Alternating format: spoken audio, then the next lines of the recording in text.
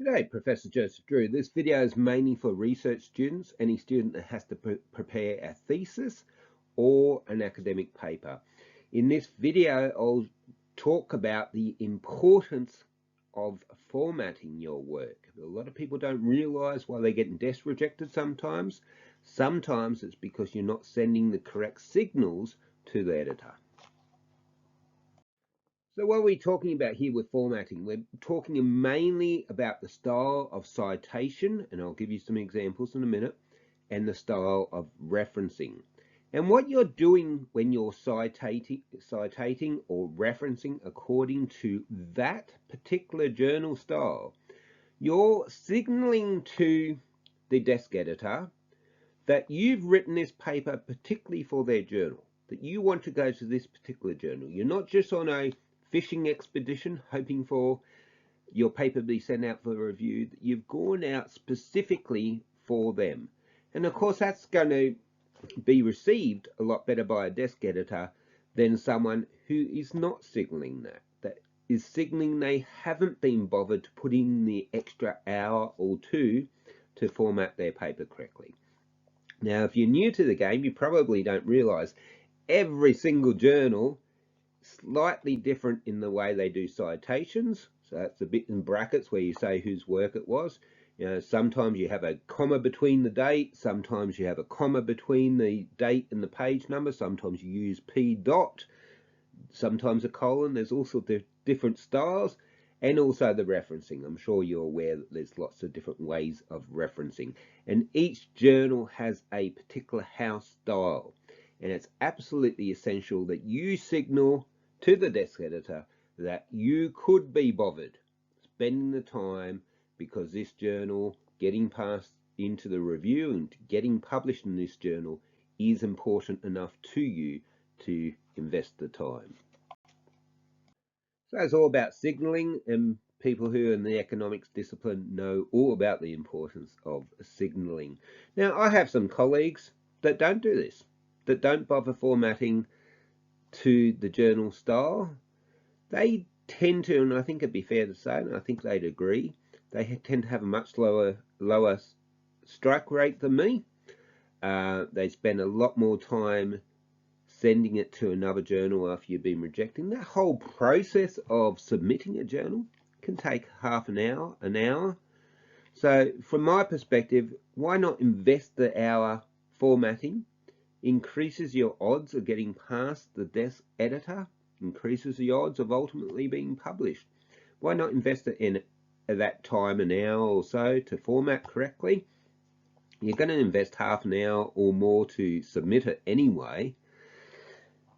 Given that that's a sunk cost, the additional investment for formatting makes a lot of sense to me. And as I say, I have a very good strike rate. I tend to get accepted at the first or second journal that I submit to for most of my 90 publications.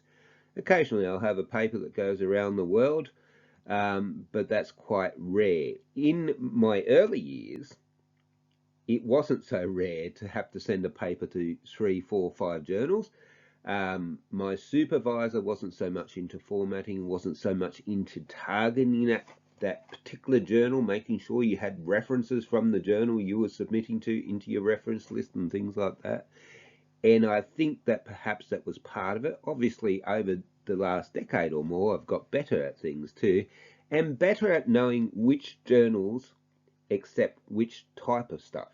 And that is key too, and I've got a video about that, and I suggest you look at it if you haven't already done so. So now I'm going to go through some examples of the different citation styles, and I'm looking at two journals that I go to sometimes. The first one's Public Money and Management. We rank A in Australia. There's a ranking system. There's a video about that if you don't know. The other journal I'm looking at is State and Local Government Review. It was ranked B in Australia. Now it's unranked. It's a much better journal. Australian rankings are all over the place, but when you're an Australian academic, you have to play by the ranking scheme. Now, the first one here on your left is PMM, and you can see that they have a comma between the name of the authors and the date. They don't have a comma between the name of the authors and the date for SLGR. You can also see that they do et al, which means and others, without italicizing the letters. Other journals do italicize the letters. You'll also see in PMM they have the shortcut version of the end symbol there. Other journals will make you spell the word in full, A-N-D. The single easiest way to format for a journal is to download a copy of a recent paper published in that journal. And just do what I've done here, basically. Have that copy of the recent piece that's been published in the journal, put it next to yours, and change accordingly. Now, every journal has guidelines for authors and great big long rules about what you should and shouldn't do. And when I was young, I used to read those guidelines and I used to follow the rules. And then I'd get asked to unsubmit and resubmit by the desk editor because I wasn't doing it according to the style. And what I found out, and since I've been an editor, I've discovered this is very true, is new editors come in all the time, they change the style, nobody ever gets around to changing the guidelines for authors. The single best way is, as I said, get a paper that's been published, preferably in the last issue. Chances are it's the same editor. Chances are they haven't changed anything radically since then, and they'll forgive you if they have, and just copy what they did. It's the simplest, easiest way of doing things. Down the bottom there in dark type, I've got some of the major things to look out for. As I said, the end, A-N-D, compared to the symbol. Some journals do P dot for page number if you're doing a direct citation. Some just do P without a dot. Some do a colon. That's quite popular in the accounting-like journals. There's et al with a dot and no italics, and there's et al italicized with or without a dot. It's those little things you're looking at. And they're the sort of things your desk editor is going to notice very, very quickly. I've done the job, and decide whether you're on a fishing expedition or whether you're really serious about this particular journal. Look, quick plug for my YouTube site. If you're getting value out of this, if you're a supervisor or a research student and you're getting value out of this, all I'm asking is you throw me a bone and subscribe and send the link to someone else so I can help other people. This is done with my own resources in my own time. I need to get up to a certain number of people to make it worthwhile. We've got past 500, so my new target's 1,000, and I thank everyone that has helped me today. Now we look at referencing styles, and once again looking at PMM compared to SLGR. So you can see there's a lot of difference in referencing styles. Typically in American journals like State and Local Government Review, they'll spell the first name of the person in full. That doesn't happen much in English and Australian journals. It's more of an American thing. Sometimes they put the initials of the author second. Sometimes they put the initials of the author first. Sometimes they use the N symbol. Mostly they spell it out in full, A-N-D. Sometimes the date's in brackets. Sometimes the date's not in brackets. Sometimes the name of the paper is written without quotation marks.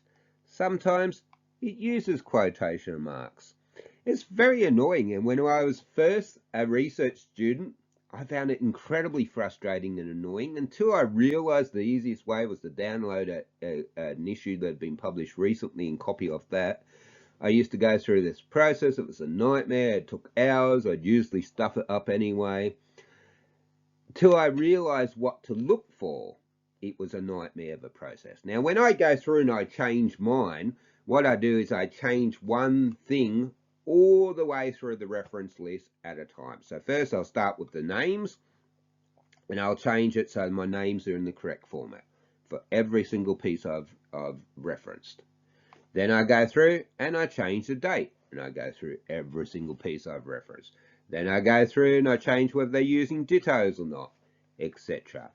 Almost always the name of the journal's in italics, so that's the case in both of these. But sometimes that's followed by a comma, sometimes it's not followed by a comma. Then you have the volume number, 32 in this case for PMM, and usually the issue of the volume is in brackets there, but not always, not all journals. So you can see SLGR also had the issue in brackets. Sometimes it's delineated by commas. Usually for accounting journals, then you'll see a comma before the page number range, but some journals, such as SLGR, AJPA, will use a colon before the page number range. Now, bear in mind also with this reference list that I've covered before in other videos and mentioned briefly before, if you're submitting to state and local government review, it would be really good to have at least one paper in your reference list from state and local government review. I've been desk rejected before for not doing so very early in my career, so I suggest you always do it. Why take the risk? Go and find a paper in that journal and reference them. All the journals trying to get the citation counts up. One way of manipulating this, or massaging or maneuvering the system, whichever polite word you'd like to use for it, is to make sure that articles submitting for publication in the journal do reference that journal.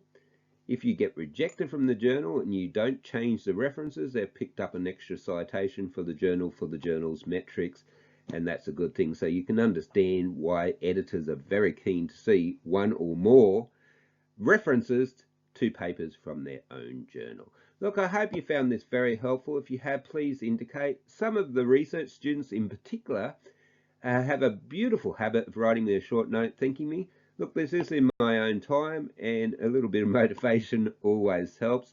I hope this has been helpful, and thank you very much for your time. Goodbye.